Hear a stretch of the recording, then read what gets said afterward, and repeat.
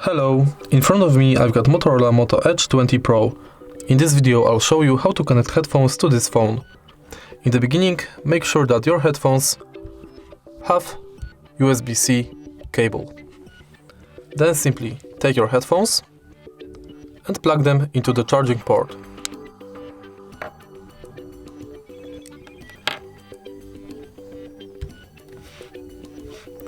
And now your headphones are connected.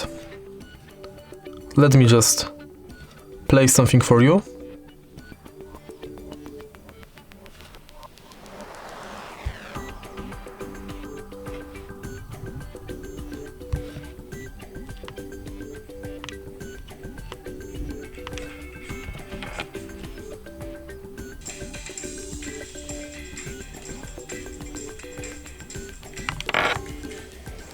If you find this video helpful, please leave like, comment and subscribe.